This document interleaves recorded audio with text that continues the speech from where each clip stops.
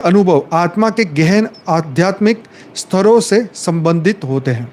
देखो, आत्मा के गहन आध्यात्मिक स्तरों से संबंधित होते हैं क्या? सूक्ष्म शरीर के अनुभव, राइट, जो भौतिक शरीर से परे होते हैं। ऑब्वियसली, क्योंकि शरीर का जो भौतिक शरीर की तो यात्रा हम इन आँखों से देख रहे हैं, अनुभव कर रहे हैं, लेकिन ये जो सूक्ष्म शरीर की जो बात है, सूक्ष्म आध्यात्मिक स्तरों से संबंधित जो है, आत्मा के गहन आध्यात्मिक स्तरों से, और ये सूक्ष्म यात्राएं हैं। तो सूक्ष्म शरीर में मन, बुद्धि, अहंकार और ऊर्जा शामिल होती है, जो भौतिक जगत से परे के अनुभव से जुड़ी होती है। तो ऑब्वियसली हमारे जो कुछ भी अनुभव होते हैं, सूक्ष्म जितने भी अनुभव होते हैं, हमेशा से मन, बुद्धि, अहंकार और इसी ऊर्जा से बनते हैं। तो सूक्ष्म शरीर में मन, बुद्धि, अहंकार और ऊर्जा शामिल होती है, जो भौतिक जगत से परे के अनुभव से जुड़ी होती है।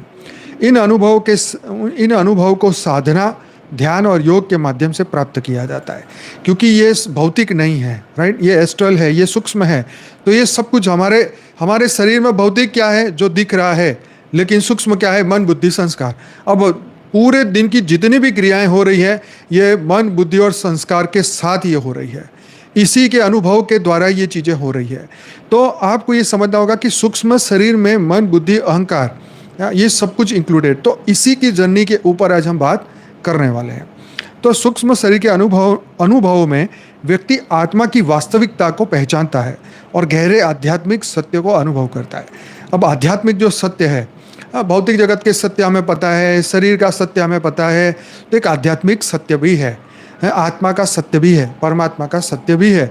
तो जब हम उसको जुड़ेंगे, देखेंगे, सुनेंगे, समझेंगे, तो हम वास्तविकता को पहचान पाएंगे और अपने आध्यात्मिक गहरे अनुभव से सत्य को समझ पाएंगे, राइट। तो यहाँ कुछ प्रमुख सूक्ष्म शरीर के अनुभव यहाँ जो हम चर्चा करने वाले हैं, राइट। भौतिक शरीर से अलगाव का अनुभव। तो सूक्ष्म शरीर के अनुभव में व्यक्ति को यह महसूस होता है कि वह अपने भौतिक शरीर से बाहर निकल चुका है। इसे आउट ऑफ बॉडी एक्सपीरियंस भी कहा जाता है। इस स्थिति में व्यक्ति अपने भौतिक शरीर को देख सकता है और महसूस कर सकता है। वह एक स्वतंत्र चेतना के रूप में मौजूद है। यह अनुभव ध्यान और योग के माध्यम से प्राप्त किया जा सकता है, जब साधक अपने मन और चेतना को स्थिर और शांत करता है। देखिए, ये जो अनुभव है स्थूल शरीर से निकल के, भौतिक शरीर से निकल के बाहर जाने का आउट ऑफ बॉडी एक्सपीरियंस, तो इसके लिए तो बहुत ज़बरदस्त साधना, ज्ञान और आपका मन के ऊपर नियंत्रण होना बहुत आवश्यक है। हमारे शास्त्रों में बहुत सारे ऐसे एक्सपीरियंसेस कुछ ऋषि मुनि, महात्माओं और सिद्धों के बताए हुए हैं, जिन्होंने आउट ऑफ बॉडी एक्सपीरियंस मतलब किया, प्रैक्टिकली अपने इस शरीर के अंदर से सूक्ष्म शरीर को निकाला और किसी मृतक आत्मा, जो मृतक व्यक्ति था, रिसेंटली इसका मृत्यु हुआ, उसमें प्रवेश करके पुनः तुरंत वो जीवित होके उसका पूरा लाइफ जीने के बाद फिर उस शरीर को कहीं त्याग करके फिर अपनी ओरिजिनल बॉडी में घुस के फिर वापस वो चीज़, तो आउट ऑफ बॉडी के बहुत सारे एक्सपीरियंस है। लेकिन आज ये इस लोक में, इस कलयुग में पॉसिबल नहीं है। हाँ, अब तो यही हो सकता है कि भूत घुसते हैं, जो सामान्य भाषा में कहें तो मरने के बाद जो आत्मा है वो किसी में घुस के काम करती है, और जब वो निकल जाती है तो ओरिजिनल आत्मा को कुछ पता नहीं होता। तो ये एक अलग मैटर है। लेकिन बात जो है कि आउट ऑफ बॉडी एक्सपीरियंस, जो भौतिक शरीर से अलगाव का अनुभव होता है, तो ये कुछ ही लोगों को होता है, ये सामान्य मनुष्य की बातें नहीं है। तो यह स्थिति में व्यक्ति अपने भौतिक शरीर को देख सकता है। कई लोग अपने ऐसे यूट्यूब पर बहुत वीडियो है कि मेरा शरीर निकल गया। एक बीके वाली का ही एक बहन है, उसका एक वीडियो है ऐसा, मेरा शरीर निकल गया, शरीर ऐसे बेड पे पड़ा हुआ था, मैंने देखा शरीर पड़ा हुआ है। तो कुछ चीज़ें जो है अपने मन की इमेजिनेशन है, ठीक है। जैसे एक सपने में हम देखते हैं ना कि हम इस भौतिक शरीर में नहीं होते, हम एक अलग शरीर में होते, लेकिन हमें हूबहू ऐसा लगेगा कि हम वही हैं। मनोमय शरीर में हमें लगेगा कि हम वही है, ठीक है। हाँ, एनेस्थीसिया देने पर भी यही चीज़ें होती है। बहुत सारे लोगों ने, चाइना वालों ने और जापान वालों ने, पता नहीं ऐसी बहुत सारी स्टोरियाँ बनाई हैं। तो ऑपरेशन थिएटर के बाहर वो सूक्ष्म शरीर देख रहा था, उसके ऊपर काम हो रहा है, उसकी फ़ोटो खींची गई, राम जाने कितनी कहानियाँ बना के रखी हुई है, ठीक है। अब उससे कुछ ज़्यादा फर्क नहीं पड़ता है, लेकिन क्या होती है कि जब ये बातें करने बैठते हैं तो इन बातों का महत्व आ जाता है। यस, ये सब कुछ माइंड गेम है। अपना सूक्ष्म शरीर बाहर निकल के उन्होंने ये देखा वो, पर इससे क्या होगा? जब तक ज्ञान को, पर्पस को, जीवन मृत्यु लाइफ को नहीं समझेंगे तब तक क्या होगा। आज मैं एक सर्च कर रहा था तो एक महाराज ने ऐसा कहा कि भाई तुम्हारा जीवन, तुम्हारी मृत्यु, तुम्हारी शादी, ये सब कुछ ऊपर से फिक्स होके आया है।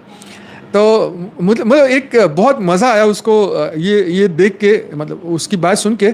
फिर मैंने अपना रिसर्च शुरू किया और कुछ ही दिनों में इसके ऊपर भी एक प्रोग्राम बनाएंगे कि ये कैसे फिक्स होता है। ठीक है, ये बहुत इंपॉर्टेंट बात है। जब भी आएगा ये टाइटल देख के इस वीडियो को मिस मत करना, मज़ा आएगा आपको। अभी वापस आते हैं भौतिक जगत की बात। तो भौतिक शरीर में रहकर हम सूक्ष्म शरीर की अनुभूति की बात करें तो आपको सबसे पहले तो यही मनोमय शरीर के अनुभव है आपको, कि आप सपना देखते हैं तो सपने के सुख दुख, आप देख रहे हैं कि आप भाग रहे हैं लेकिन आप तो सो रहे हैं। फिजिकल बॉडी सो रहा है और आपका जो मन जो है वो, आप सपने में देख रहे हैं कि शेर आपके पीछे पड़ा है या दुश्मन आपके पीछे पड़ा है या सांप आपके पीछे पड़ा है। तो आप वही रियल अनुभव करते हैं जो आप शरीर के साथ अनुभव करते हैं। इसका मतलब ये हुआ कि जो अनुभव करने वाला है वो शरीर के साथ भी सेम अनुभव करता है और सपनों में भी सेम अनुभव करता है। अब यहाँ पर शरीर इन्वॉल्व नहीं है लेकिन सूक्ष्म शरीर इसका अनुभव करता है। और फिर जब वापस आप जब उस सपने को तोड़ के वापस आओगे ना तो एकदम झटका भी लगेगा, जैसे आपने उसको रियल में फेस किया है। आपका ऐसे धड़कन बढ़ गई होगी, आपका बीपी बढ़ गया होगा। ये चीज़ जो सपने में चीज़ हुई वो प्रैक्टिकली। तो मतलब शरीर एक इंस्ट्रूमेंट है। ठीक है, शरीर पे रिएक्शन आने से पहले मन में आता है। ठीक है, ये आपको प्रूफ दे रहा है कि सूक्ष्म शरीर की जो बात है ना, ये मनोमय शरीर की बात है और यहाँ पे ये सूक्ष्म शरीर की बात कर रहे हैं, लेकिन अनुभव ऑलमोस्ट सेम है। राइट, तो वही चीज़ कई बार ऐसा होता है ना कि जैसे इंस्टाग्राम में एक रील आ गई फॉर एग्जांपल, जिसमें एक बंदा साइकिल लेके जा रहा है बहुत तेज पे और पहाड़ के ऊपर जा रहा है।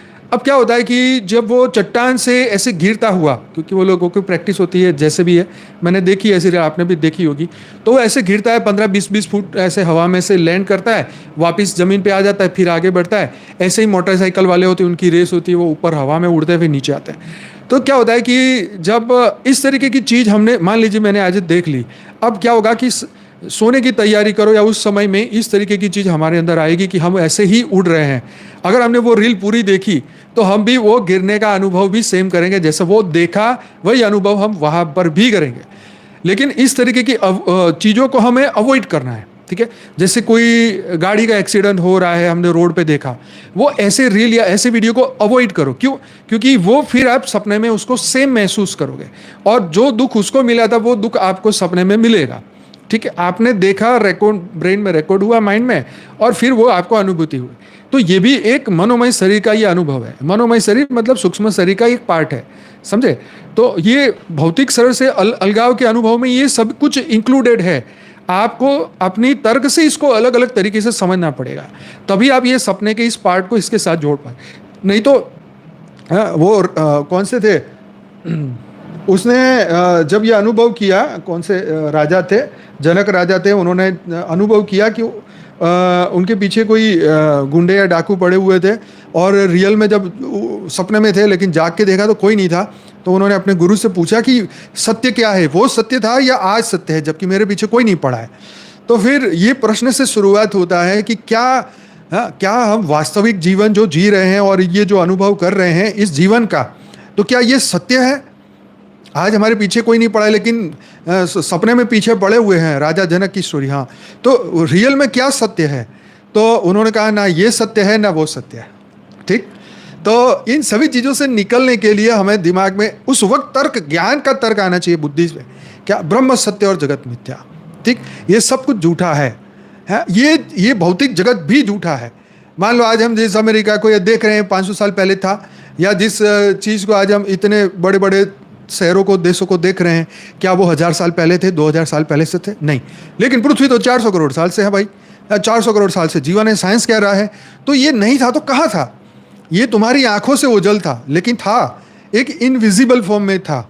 ठीक, अब उसको समझना ये बुद्धि नहीं समझ सकती। जब हम राजाओं के बारे में स्टोरी या हिस्ट्री पढ़ते हैं तो हम सोचते हैं राजा कैसे रहते होंगे, कैसे जीते होंगे। अब बिलीव नहीं होता कि ऐसे कैसे हो सकता है। जब उनके महल खंडेर देखने जाते हैं तो अब समझ में आता है, अच्छा अगर ये बने ना होते तो मैं तो कह रहा हूँ कोई मानने को तैयार नहीं होता कि राजाओं का राज्य हुआ करता था। तो ये सोचने वाली बात है। आज एक रील में, वो एक वीडियो में सुना, मैंने शेयर भी की थी, तो वो कह रहा था कि भाई 9 करोड़ हिंदुओं को जो है पिछले 600-700 सालों में मारा गया है। 600 सालों के अंदर, 650 सालों में ये इस्लामिक जो भी राज्य रहा, उनके दौरान 9 करोड़ से भी ज़्यादा, 9 करोड़ या पता नहीं, हाँ 9 करोड़ ही था, 9 करोड़ हिंदुओं को मारा गया है। तो वो उसका कैलकुलेशन बता रहा था कि हर दिन का 250, हर घंटे का ये, मतलब ये सुन के हैरान हो रहे हैं कि यार क्या ये वाकई में ये सत्य होगा या नहीं होगा, राम जाने क्या होगा। लेकिन ये जो बातें हमारे दिमाग में आती है, ये हम नहीं समझ सकते इन बातों को, ठीक है। ज़्यादा मैं नहीं चर्चा करता क्योंकि बात फिर भटक जाएगी। तो भौतिक शरीर और सूक्ष्म शरीर की दोनों के अनुभव अलग है। और सूक्ष्म शरीर, क्योंकि ज़्यादातर लोग ध्यान कर नहीं पाते और ज़्यादातर लोग जो है उस सूक्ष्म अवस्था तक पहुंच नहीं पाते, इसकी वजह से क्या प्रॉब्लम होता है कि वो इन बातों को मान नहीं पाते। और इसके लिए ये सपनों को पकड़ना पड़ता है, क्योंकि तभी आपको ये समझ में आएगा कि सपनों की दुनिया, वो प्रश्न जो वो महाराजा ने पूछा था गुरु से, वही बात हमें यहाँ समझनी पड़ेगी। इसके ऊपर भी बहुत बढ़िया मैंने सर्च किया हुआ है, उसके ऊपर भी हम करने वाले हैं कि भाई अनेक धर्मों के अंदर सपनों को कैसे एक्सप्लेन किया है, राइट। वो भी हम एक दिन चर्चा करेंगे। टाइटल देख के इस वीडियो को भी जरूर देखना। तो ये महसूस जो करने वाली, जो हर एक व्यक्ति महसूस करता है पर समझ नहीं पाता, बता नहीं पाता, और क्योंकि ये सपने की बात है तो झूठ मान के उसको भूल जाना ही बेटर है, क्योंकि इसका जवाब दुनिया में किसी के पास नहीं। या अगर हम किसी को पूछने जाएंगे, जी हमने तो सपने में सांप देखा, तो भाई तुमको कह देंगे तुम्हारे पे तो मंगल दोष है, या वो सर्प मंडल पता नहीं क्या क्या दोष लगे हुए तुम्हारे को, तुम वो ऊपर से और फंस जाओगे। इसलिए ज़्यादातर लोग ये चीज़ें चर्चा नहीं करते। मैं इसलिए चर्चा कर रहा हूँ क्योंकि हर एक के भीतर जब ये सुनेंगे तब उनके एक प्रश्न खड़े हो जाएंगे, और जब प्रश्न खड़े होंगे तो उसके जवाब भी हमें चाहिए। तो जवाब यही है कि ये हमारे माइंड के एक्सपीरियंसेस है, जो देख रहे हैं, जो सुन रहे हैं, जो अनुभव कर रहे हैं, राइट। हम आंखों से एक रील देख रहे हैं कि वो बंदा साइकिल लेके गिर रहा है, और हम उसको एक्सपीरियंस को, अनुभव को हम सत्य समझ रहे हैं, अपना समझ रहे हैं, तो वो हमारे साथ हो चुका है, ठीक। तो ये हम सपने में महसूस करते हैं। तो यह अनुभव ध्यान और योग के माध्यम से प्राप्त किया जाता है जब साधक अपने मन और चेतना को स्थिर और शांत करता है। अच्छा, अब ये बात तो हो गई कि आम दुनिया की बात हो गई, ये लड़ाई झगड़ों की बात हो गई, ये दुनिया की बात हुई। लेकिन ये सूक्ष्म जब हम साधना करते हैं तो हम अपनी बुद्धि से ब्रह्मांड, महाब्रह्मांड, ऊपर की दुनिया में जाते हैं, विजुअलाइज करते हैं, ऊपर की अनंत दुनिया ब्रह्मांड को देखते हैं, तो वो चीज़ भी अंदर रिकॉर्ड होती है। और वो चीज़ों के कारण जो हमारी सूक्ष्म बुद्धि खुलती है, राइट। हमारी अंदर की जो दिव्य अनुभूतियाँ हैं, रिकॉर्डेड बातें हैं, वो जागृत होती है।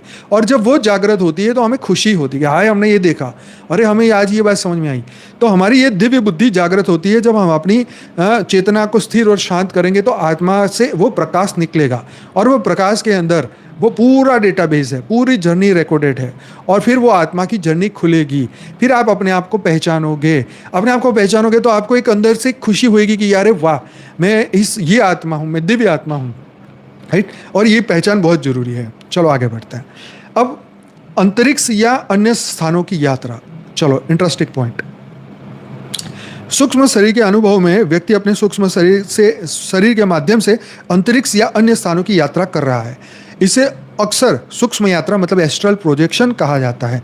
इस स्थिति में व्यक्ति दूरस्थ स्थानों पर जा सकता है जिनसे उसका भौतिक संपर्क नहीं है। यह अनुभव उच्च चेतना की स्थिति में होता है, जब व्यक्ति अपने भौतिक शरीर की सीमाओं के बाहर जाकर सूक्ष्म जगत में प्रवेश करता है। जैसे आज भी मैं कई मंगल की फ़ोटोज़ देखता हूँ जो नासा अपलोड करती है, या कोई भी गूगल में हमें मिलता है कि भी मंगल ग्रह की पृथ्वी पर हमारा जो रोवर भेजा है उसने ये फ़ोटो भेजी है, वहाँ पर ये दिख रहा है, ये पत्थर, ये पहाड़ और ये चीज़ें दिख रही है। तो मुझे एकदम वंडर लगता है कि यार हमारी धरती की कितनी ऐसी बढ़िया लग रही है, तो मंगल पर भी कितना बढ़िया लगता होगा। फिर चंद्र के जो फ़ोटो आए हैं वो देखते हैं कि भाई वहाँ पे कैसा है। फिर हम स्पेस में रहने वाले, जो इंटरनेशनल स्पेस स्टेशन में रहने वाले लोग अपने वीडियो डालते हैं कि उनके बाल ऐसे उड़े हुए हैं, ग्रेविटी नहीं है, तो जो उनके वो पानी पी रहे, पानी की बूंद हवा में तैर रही हैं।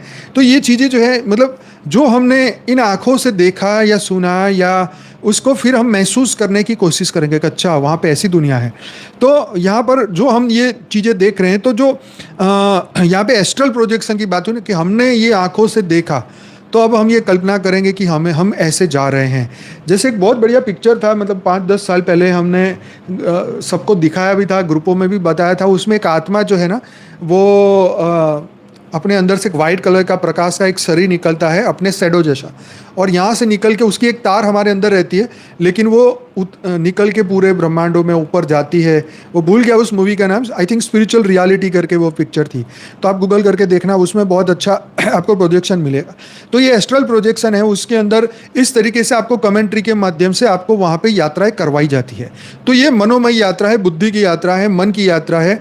शरीर से तो जा नहीं सकते, लेकिन हम सूक्ष्म बुद्धि से यहाँ जाते हैं, ठीक है। और वहाँ जाके आपको वो कमेंट्री के माध्यम से बताया जाता है। उसकी कई हज़ारों डॉलर उसकी फीस होती है, ठीक है। आज जितना बापूजी ने या जो ज्ञान दिया है ना, ये तो फ्री में दिया है। अगर इसको कोर्सेज में कन्वर्ट करते तो लाखों करोड़ों डॉलर रुपया मिलते हैं, ठीक है। लेकिन वो रिलेवेंट, वो इम्पोर्टेंट नहीं है। बात यह है कि जो ज्ञान हमें स्पिरिचुअल चीज़ से, हमें स्पिरिचुअलिटी से जो ज्ञान मिल रहा है, ये अमूल्य हो, क्योंकि ये सत्य है, ठीक है। वहाँ पे भ्रामक चीज़ें हो सकती है, यहाँ भ्रामक नहीं है, क्योंकि ये हमारे शास्त्रों के साथ, ये शास्त्रों प्रूफ के साथ आ रहा है, ठीक है। वेदों, पुराणों, उपनिषदों में महापुरुषों ने, महादिव्य आत्माओं ने इसका अनुभव किया है, और ये बात बापूजी प्रूफ से समझा भी रहे। तो यह अनुभव उच्च चेतना की स्थिति में होता है, जब व्यक्ति अपने भौतिक शरीर की सीमाओं से बाहर जाकर सूक्ष्म जगत में प्रवेश करता है। तो जब मैं शरीर नहीं हूँ, मैं आत्मा हूँ, दिव्य आत्मा हूँ, जब ये आपका अनुभव बढ़ेगा तो भौतिक शरीर से निकल के आप सूक्ष्म यात्रा करने के लिए एलिजिबल होंगे, राइट। तो ये सभी चीज़ें आपको समझनी होगी। आगे है ऊर्जा और प्रकाश का अनुभव। सूक्ष्म शरीर के अनुभव में साधक को अपने भीतर या आसपास ऊर्जा या प्रकाश का अनुभव हो सकता है। यह प्रकाश दिव्य या आध्यात्मिक ऊर्जा का प्रतीक होता है, जो व्यक्ति की आंतरिक चेतना से जुड़ा होता है। यह अनुभव सूक्ष्म शरीर की ऊर्जा प्रणाली विशेष चक्रों के जागरण के समय होता है। व्यक्ति को अपने भीतर ऊर्जाओं का प्रवाह महसूस होता है, और वह स्वयं को ऊर्जा के केंद्र के रूप में देखता है। तो ऑब्वियसली जब आपको ये बात समझ में आ जाएगी, जब आप इसकी अनुभव करेंगे, तो जैसे आपको हमेशा एक उजाला अच्छा लगे, आपको अंधकार पसंद नहीं आएगा। आपको लगेगा कि यार मैं एकदम प्रकाश वाले रूम में रहूं, मतलब मैं अंधकार में क्यों रहूं। तो अंधकार को हम छोड़ रहे हैं, प्रकाश की ओर जा रहे हैं, तो हमारी अंदर की जो एनर्जी वो बढ़ती जा रही है, तो हमें प्रकाश पसंद आता है। तो यहाँ पे जैसे बात करें कि अंदर की जो ऊर्जा बढ़ती है, अंदर का जो प्रकाश बढ़ता है, तो उसको भौतिक जगत की चीज़ों के साथ नहीं जोड़ना चाहिए, पर हम ऐसा मानते हैं कि हमें अंधेरे से ज़्यादा प्रकाश पसंद आता है। तो यहाँ प्रकाश दिव्य या आध्यात्मिक ऊर्जा का प्रतीक होता है, जो व्यक्ति की आंतरिक चेतना से जुड़ा है। तो हम जो प्रकाश की बात करें वो आंतरिक चेतना की, आत्मा के प्रकाश की बात करते हैं। और बाहर के प्रकाश तो हमें आगे इंस्पायर करता ही है, लेकिन अंदर का जो प्रकाश है वो जागृत होता है। लेकिन वो कब जागृत होगा, तो ये अनुभव सूक्ष्म शरीर में ऊर्जा प्रणाली विशेषकर चक्रों के जागरण के समय होता है। व्यक्ति को अपने भीतर ऊर्जा का प्रवाह महसूस होता है, और वह स्वयं को ऊर्जा के केंद्र के रूप में देखता है। जब आप full of energy, full of positivity, full confidence, आत्मस्वरूप की आप अनुभूति करते हैं, और आपके अंदर वो स्वतः ही कॉन्फिडेंस जागृत होता है, आपको अंदर से वो खुशी मिलती है, तो ये ऊर्जा का और प्रकाश का महसूस होता है। यस, अंतर ज्योति कहो, आत्मा का प्रकाश कहो, तो आत्मा स्वरूप में रहने से ये अंतर ज्योति बढ़ेगी, आत्मा का प्रकाश बढ़ेगा, और वही आपका कॉन्फिडेंस बढ़ेगा, राइट। तो अपने आप ही मन में रहने वाले सूक्ष्म दुख, दर्द, और ये मन दुखी होना, डिप्रेशन, और ये सब चीज़ें खत्म होनी शुरू हो जाएगी। ये बहुत बड़ा प्रूफ है कि आप ऊर्जा और प्रकाश को बढ़ा रहे हैं। आगे, संवेदनाओं की तीव्रता। सूक्ष्म शरीर के अनुभव के भौतिक इंद्रियों की तुलना में संवेदनाएं अधिक तीव्र होती है। अब संवेदनाओं को अलग अलग तरीके से समझेंगे। व्यक्ति को ध्वनि, रंग और संवेदनाओं का अनुभव बहुत ही स्पष्ट और जीवंत होता है। इसे साधक ध्यान के गहरे स्तरों में प्राप्त कर सकता है। उदाहरण के लिए, जब साधक सूक्ष्म यात्रा करता है तो उसे अन्य स्थानों की ध्वनियाँ या दृश्य बहुत ही स्पष्ट रूप से दिखाई और सुनाई देते हैं, जो सामान्य स्थिति में संभव नहीं है। तो ये एक ऐसा होता है ना कि जब हमारा जो मनोमय शरीर जब एस्ट्रल यात्रा करके जैसे यहाँ से ऊपर की दुनिया में जाता है, तो वहाँ पर जो वाइब्रेशन जो उस वायुमंडल में है, तो वो जो हमारा मनोमय शरीर होता है, जो मन से बन के वहाँ गया है, वो सूक्ष्म वहाँ के वाइब्रेशन पकड़ता है, और उस वाइब्रेशन के अंदर जो ध्वनि भी है, उसके अंदर रिकॉर्डिंग भी है।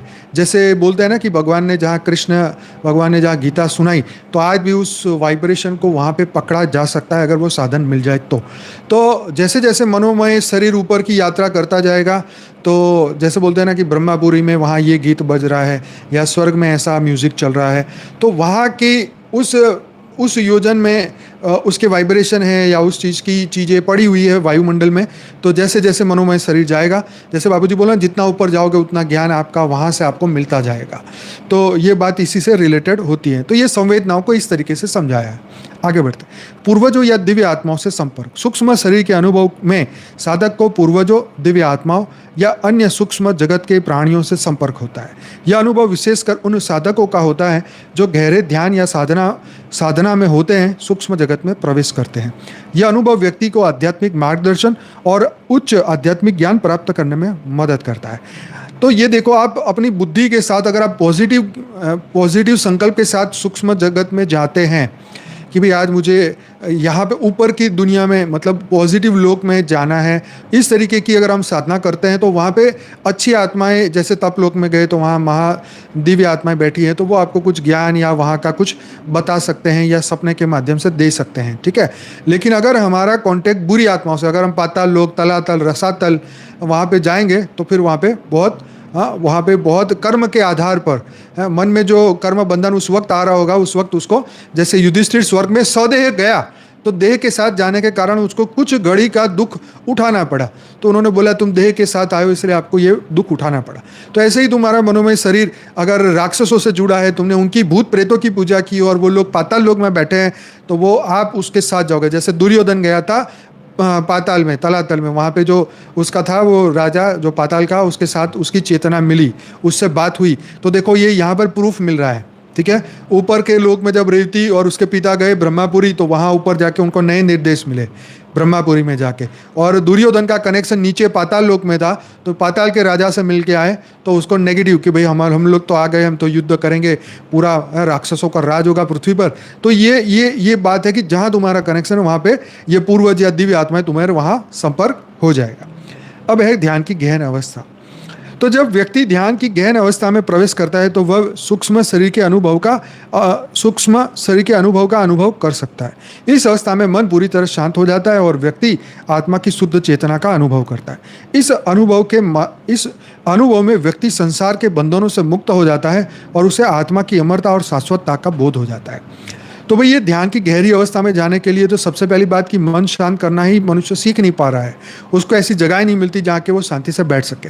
हर जगह इतने गलत वाइब्रेशन है, हर जगह इतने लोगों की चहल पहल है, इतने ढोल बज रहे हैं, इतना ये बज रहा है, इधर उधर बज रहा है, सभी भूत प्रेत हर जगह नाच रहे हैं, तो उनके वाइब्रेशन भी वायुमंडल में, तो मन शांत नहीं हो पा रहा है कहीं पर। तो इसलिए अपने घर को लाइट हाउस बना के ध्यान की गहर अवस्था में जाने के लिए मन की शांति पहले लानी पड़ेगी, और तभी ये आगे आने वाले समय में ये पूरा मन शांत होगा, तब ये आपको अनुभव होगा, तब आत्मा की शुद्ध चेतना का अनुभव होगा। और आध्यात्मिकता में ज़्यादातर लोगों को ये होता ही नहीं है।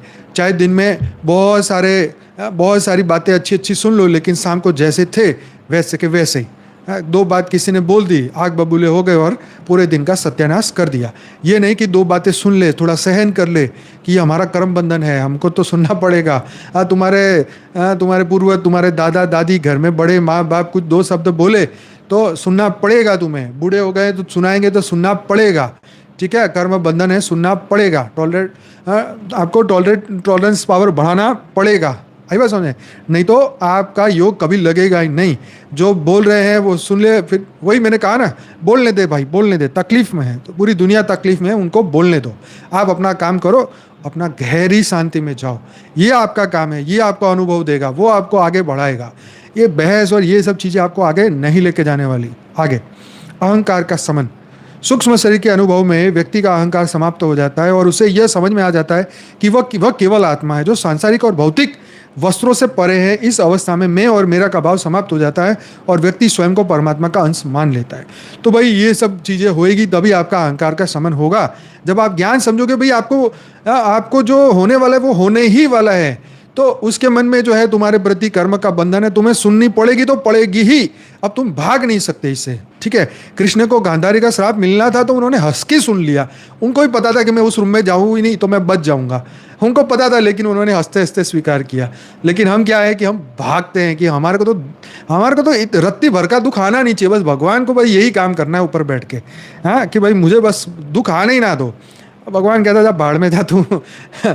मैं ज्ञान दे रहा हूं और तू सुन नहीं रहा है, तो फिर तू क्या ही करेगा, तू कितने जन्म लेगा, भाड़ में ही जाएगा। भाड़ मतलब क्या, आप जानते हैं ना, स्मशान।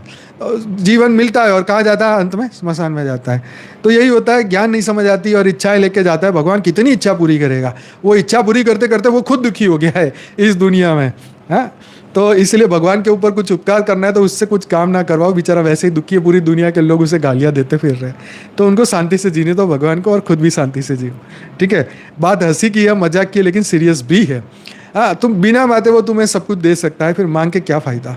ठीक है, चलो आगे बढ़ते हैं। तो कर्म और संस्कारों का अनुभव। ठीक है, तो तो सूक्ष्म शरीर के अनुभव में व्यक्ति को अपने पिछले जन्मों के कर्म और संस्कारों का अनुभव हो सकता है। इस अवस्था में उसे वह बोध हो सकता है कि उसके कर्म और संस्कार उसकी आत्मा की यात्रा को कैसे प्रभावित कर सकते हैं।